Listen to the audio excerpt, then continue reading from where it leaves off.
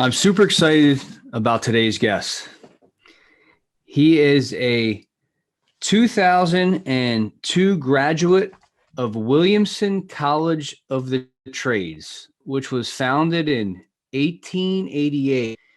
And I've actually just recently learned about that college, which is actually in Delaware County, right across the bridge from where I'm at, which we're going to get into later. But if you don't know anything about Williamson College of the Trades, you got to check out their history, which we're going to be touching on.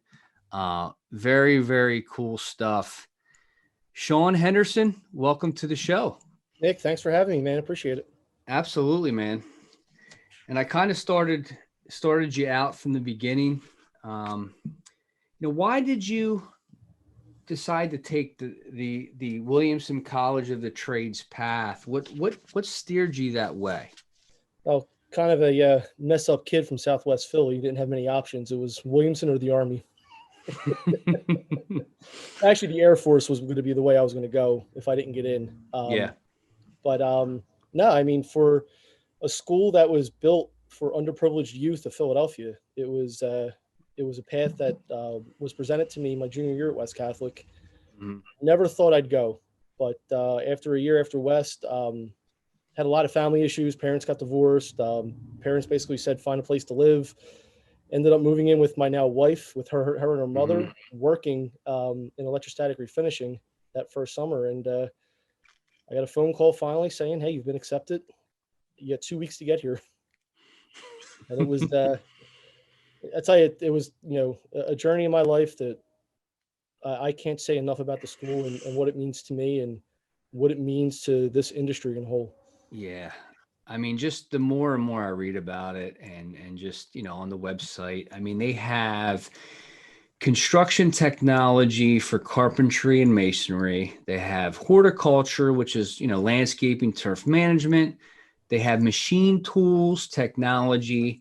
They have paint and coatings technology and power plant technology. And you took up paint and coatings technology, right? Correct. And why did you choose that? That was the only shop I could get into at the time. Okay. I wanted to go in for carpentry. Masonry was my second. Paint was my third. They only had an opening for paint, so I just grabbed it. And, the school, you don't have to, use the trade that you get, but it's a good thing to have in your back. If something failed, I could always, join the union or, on a bridge sandblasting or become an inspector. But I just took what I could get from the school and I concentrated more on the construction technology courses, mm-hmm. which were the same that the masons and the carpentry guys got. And I took that and ran with it, ran a different direction. Did you see that you had a passion there? Did you feel like you had that early on, or? I felt like I wanted to be an estimator. Okay. So when I graduated, I continued with electrostatic refinishing until January of 2003, when I got a phone call from Brian Hassel, who was a manager at George Kemp Supply. Mm-hmm. They were looking for somebody with a coatings degree to come in and help with their concrete restoration and exterior insulated finish system division. Okay. So I ran that direction for a while and then fell in love with drywall.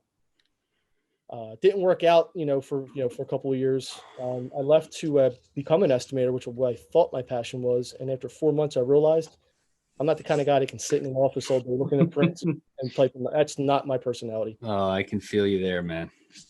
So I left there and went to Wyatt Incorporated as a purchasing manager in Philadelphia. And I did that knowing I wanted to get back into building materials distribution. Yeah. I wanted to see it from the contractor's eyes. So I spent 2 years as a purchasing manager, meeting all types of sales reps, but more importantly, learning what commercial carpentry contractors need, what they expect, just really getting a better understanding of that side of the fence. And then started at Steve Kempf in September of 2006 and was there for 14 years. Yep. And just to give some history on Sean and I, we connected on LinkedIn about 5 years ago or so, right, Sean? Yeah, I think he played baseball with a buddy of mine at Temple, Chris Joyce, God rest his soul, passed away a few years ago. Mm-hmm. And I think that's how we first started talking. And then we got into your history a little bit and then where MPC was going and started touching base about certain people we knew and just kind of, been history from there. And been doing business indirectly. I mean, as a GC, we don't really self-perform our company, so everything is subbed out. But we've certainly done some business indirectly, and our relationship's been a great one. But just to circle back, after you finished school, you went to George Kempf in 2003, and then you went to Wyatt Incorporated. You were there for about 2 years, right? As a purchasing manager, which you kind of touched on. And I think you kind of figured out which direction you wanted to go there. And then you went to Stephen Kempf, which you were there for almost 14 years, correct? Yep. And currently now you are at Bell Supply, which is very recent, right? Yes. Yeah. Steve Kempf sold the company back in about 5 years ago. He retired a little over 2.5 years ago. Was bought out by a company called Gypsum Management and Supply. And my loyalty was always to Steve.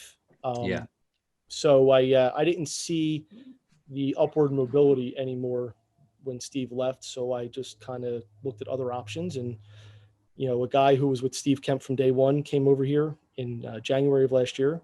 He's like a big brother to me, and it was an easy decision to come follow him and continue my trek on one of the most respected guys in this industry, Jim Wallner. Yeah. Yep. No, I hear you. To just go back to Williamson College of the Trades, because I'm still fascinated, man. Fascinated on what they've been doing, how they were founded, what they stand for. They have a 13-to-1 ratio students to teacher, which is awesome. And their enrollment each year is only, from what I've read, about 265 students. Yeah, they only take in about 100 boys a year. Okay. So, and you have about a 1 in 10 chance. It's usually about 1,000 to 1,500 young men that apply. Mm-hmm. So you've got to go through an application process, an interview process. You have to take the ASVAB, which is the Armed Services Vocational and Battery Test. Okay. And that's where they make their decisions on. They do play a part with income, but they're also looking for motivated young men that want to make a difference. Yep. And then the curriculum, as far as whatever you take, it's just 3 years, correct? 3 years. That's it. Yeah, you end up with 3 years. They've gotten rid of their diploma programs, and they've changed everything into associate programs, and they've actually got some reciprocity now with Rowan University. Got it. Henry Rowan was he's a big contributor to Williamson. I think he donated a couple $100 million to the school. I started reading that on LinkedIn. Yeah, it's really, really neat. And started connecting with some of the Williamson, Corey Jackson, who we touched on. Yeah. I know prior to the interview, who you said very well.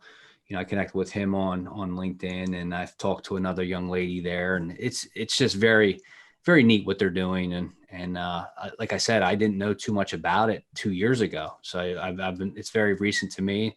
So when I learned that you were a graduate, I think I knew you probably about 3 years or so, and I didn't even know you were a graduate. When I learned, I'm like, got to have this guy on. Yeah, no, it's a great institution. And the fact that we're now probably 10 years into a 30-year problem of workforce development. Yeah. And not just tradespeople, but supervision and leadership as well, and really starting to see a problem with getting people back into the trades. And that's what happens when governments decide to push people to 4-year educations instead of and closing shop and technical programs in high schools. No doubt about it. No doubt about it, man. So let's talk about the industry you're in right now, which is obviously construction, but it's, you're an outside sales representative, and you've demonstrated a long history of working in building materials, and building materials very well. Let's talk about the industry dilemma that we're going through right now. I mean, where do you want to start? Yeah, right. And it's due to significant demand, right? I mean, there's only 2 sectors of the industry that are due to significant demand. That's lumber and those 2 sectors of our industry are really run by the residential market. Now we have residential starts over 1.2 million going on right now. that is going to eat up what's available. Compound that with COVID and shutdowns. Yeah. That's why price escalation on the lumber side is just insane. Now, gypsum just announced a 20% increase for April. They will be announcing another one for sometime this summer. And we've gone from where here at Bell, we could take between a mixture of 3 manufacturers, 30 to 40 trucks a week. We're down to maybe getting 20. It's hard. And now we have a latex issue where the state of Texas obviously had the infrastructure problems with their, once in a millennium winter storm that they get. So now latex facilities have been shut down. So now, any finishing products, including paint, are going to be extended lead times. We just received a notice today that USG midweight, which is their purple lid, they don't have any, and they're not going to have any for at least the next 6 to 8 weeks. Wow. I mean, you can validate this. I read articles, and we're on the same social media platforms. You read dimensional lumber, 170%, 180% increases. Is that accurate? Yes. Wow. Yes. I mean, you take a piece of, just like half-inch CDX plywood, which is your standard everyday half-inch plywood, running around $12, $13 a sheet back before COVID hit. Yeah. Probably paying for that same piece of plywood right now over $40. Insane. And then metal studs. Well, that's a totally different issue. Right. We had tariffs put in place, as we know, a couple years ago, where only 25% of imports can come in. What China did was they stopped milling for our raw materials and raised the world commodity price. With that, the U.S. domestic mills have been raising prices for 2 years to the manufacturers. They have not been able to pass those on until recently, now that they have a coil shortage. So right now, studs are up about 60% come, or will be up 70% come May. And as of this afternoon, one of the major manufacturers have announced another 10% increase cold form metal framing in June. And it's going to keep going through the summer until coil demand actually, becomes relevant. They just can't get it. And that was my next question: is when do you see it stopping?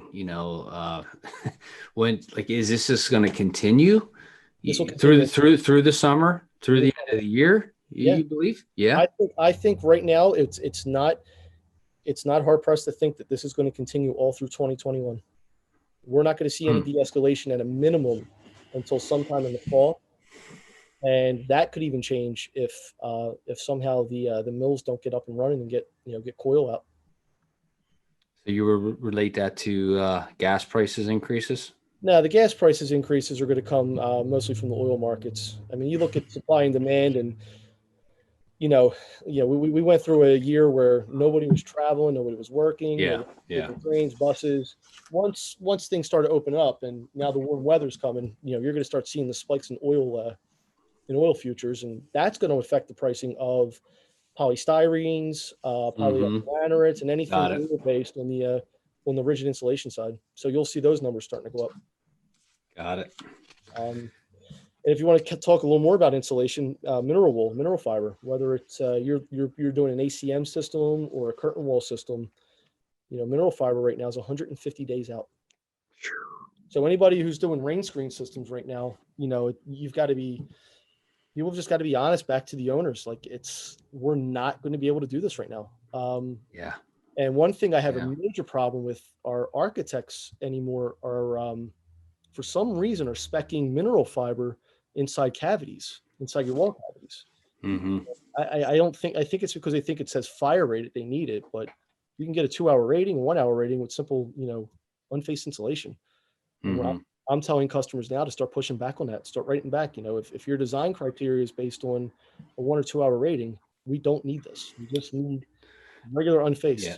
And especially if lead time's an issue, right? I mean, if lead time's an issue, that's going to, regardless of what product we have, okay, or what anybody in the industry has. But unfaced sound bats are a lot more easier to get and source right now than anything sound attenuation fire bat. Got it. And I gotta say, man, you know what you do, business development, I absolutely love. So, can you see yourself doing anything else? No, Right. no. Because you're very good at what you do, and we connected, like I said, 5+ years ago. Mhm. Um, it's got to be a little fun too, right? It is. You know, I look at myself more like a soldier than I do Mm-hmm. anything else. You know, you know, I would love to be in management one day, but at the end of the Yeah. day, it's, you know, my success has been in production, and just, you know, them kind of just saying, go do your thing, leave me alone, and grow the business. Leave me alone. There it is. You do your own thing, man, and you do it well.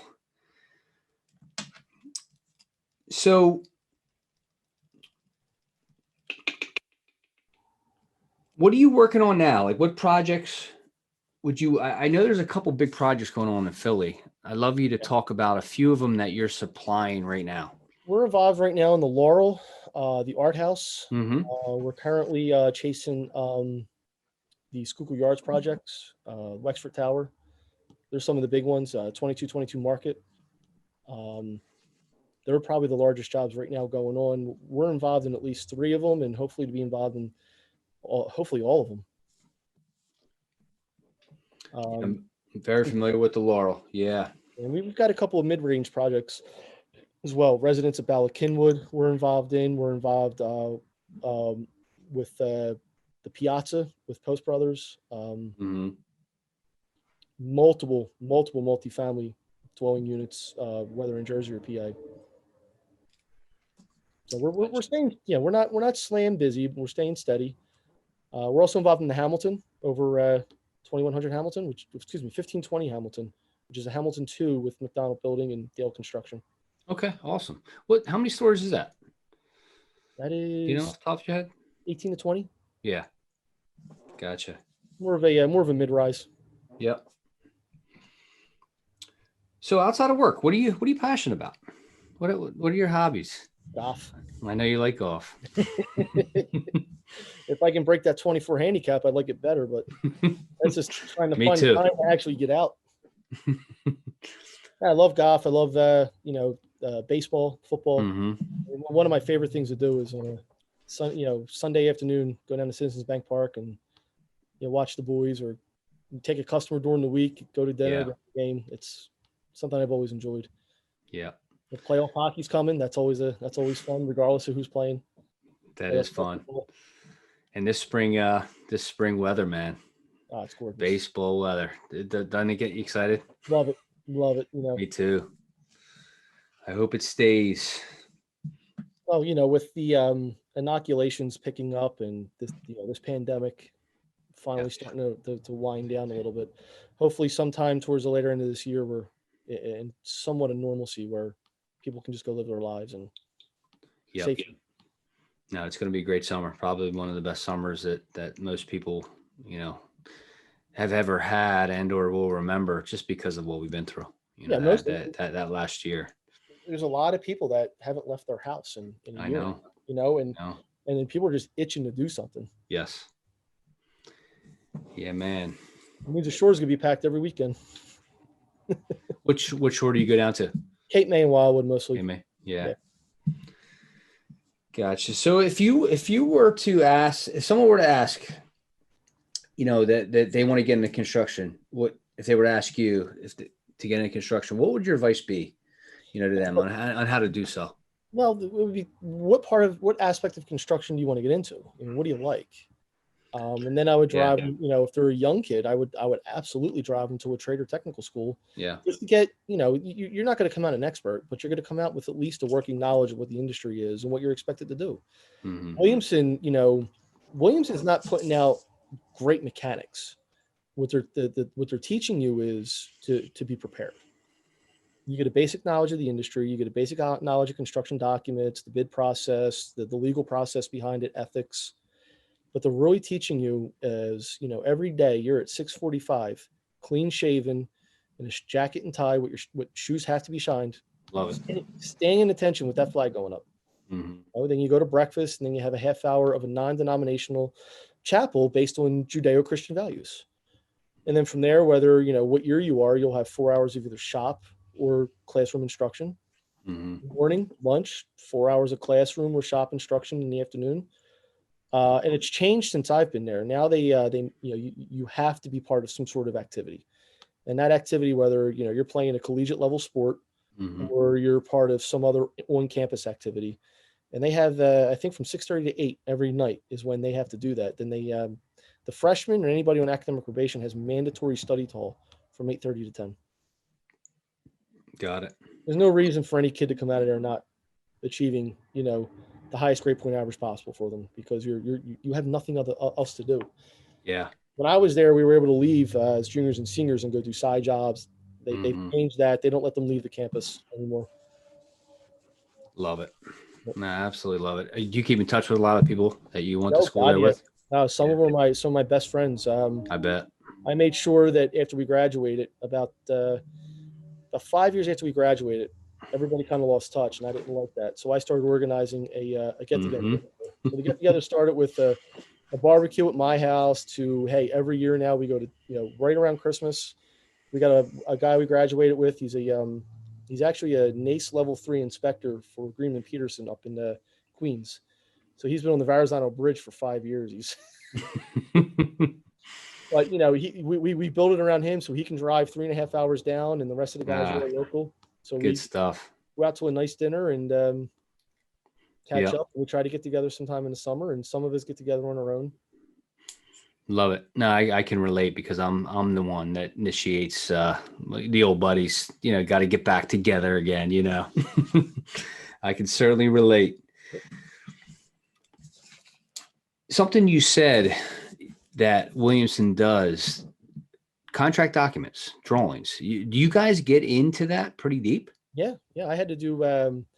You had a couple semesters of CAD, we actually, when I was there, we actually had engineering design, where we actually had to do blueprints ourselves. And I'm talking the old-fashioned way, where you get on that scrap paper and you've got draw it out, you're drawing yourself and running it through that ammonia machine to get an old-fashioned blueprint. But as far as blueprint reading, it's pretty intense. Yeah. Well, for the blueprint reading, it's basic. It's just, understanding the difference between an architectural and electrical, structural design, kind of navigating just to see what you're looking at. Yeah. You even do a thing where they teach you how to draw things in 3D. So you can, when you're looking at the drawing, you can try to actually picture what it's going to look like as it's being built. Yep. And then the contract documents, when we had the classes, you only had 16 subdivisions. Now you've got like 25. Right. But you get the basic aspects, of your rough framing, your structural, your 0900s, your 500s, your 0700s, just to know whatever trade you're in, what you're looking for, what you're looking at, understanding addendum, addendi, and understanding how that the terminology. Yeah, just understanding the process. Yep. I mean, I always thought that blueprint reading course and estimating courses were the most valuable from my experience. Yeah, you can't teach someone to be an estimator, but you can teach them how to at least navigate and look for the information. Estimators are rare for, and now it's all digitized. So you've got kids that, are graduating with liberal arts degrees becoming estimators because it's all just on the computer, and just teach them how to go back and forth on it and figure it out. Yeah, man. Good stuff. So how could people get in contact with you? You want to share your social media and your contact information? Yeah, absolutely. Company website? Yeah. I mean, all my email and my cell were on my LinkedIn. So people can email me, call me anytime. If I can be of assistance, whether it's an architect who has some, design questions, or wants to, maybe check a limiting height on an interior partition, so they're not over-speccing the job. There's cost-saving measures out there based on design that I try to help all the time. And you got a architect building a 2-floor fit out with no wind load at an L over 360 at 5. You're looking at them like, whoa, you're putting 20% more into this than you need. Right. Or, putting in some $5 a square foot tile that they can probably find something a little less expensive with a similar aesthetic look. Right. And talk a little bit about your company. Like what don't you supply? What do you supply? You want to share a little bit about that? Typically anything a carpenter is going to touch, Anything a finisher is going to touch, we supply. Mhm. We have a wide array of residential and commercial products.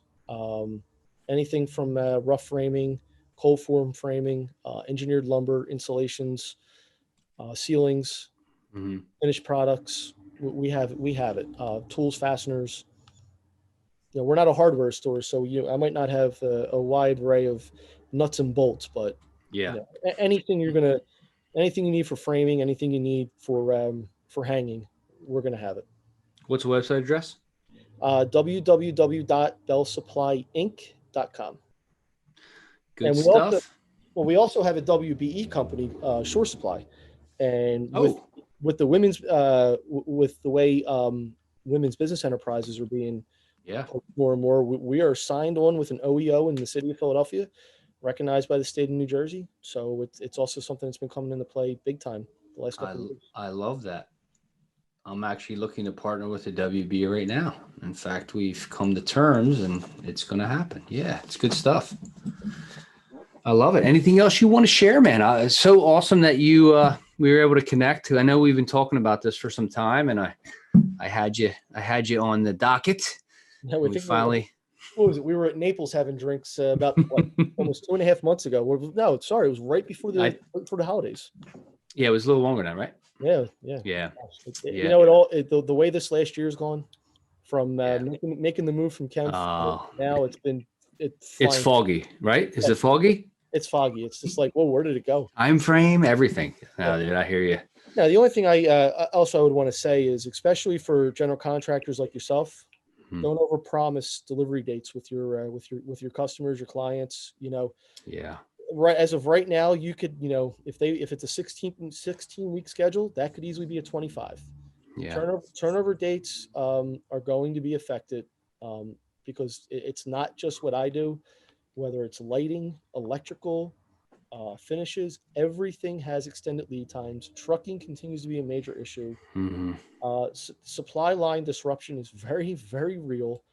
And and pricing is through the roof. There's no such thing as locked in pricing right now. This is today's number. Tomorrow's could be different. No, great share, man. And I'm dealing with some of those things right now with lead time with clients that I've had, for some time, and I'm actually paying additional dollars just to hold those, the expediting costs. Yeah. Just to hold, because of my relationships with them. But yeah, it's not easy right now. No, to get those materials timely, it's not easy. It's not a fun time. It's a very, very aggravating and frustrating time. But as somebody once said to me, we're not saving lives in here. We shouldn't be getting this upset about anything. It's just, I don't like to live by this philosophy, but right now it really is what it is. And all we can do is deal with it.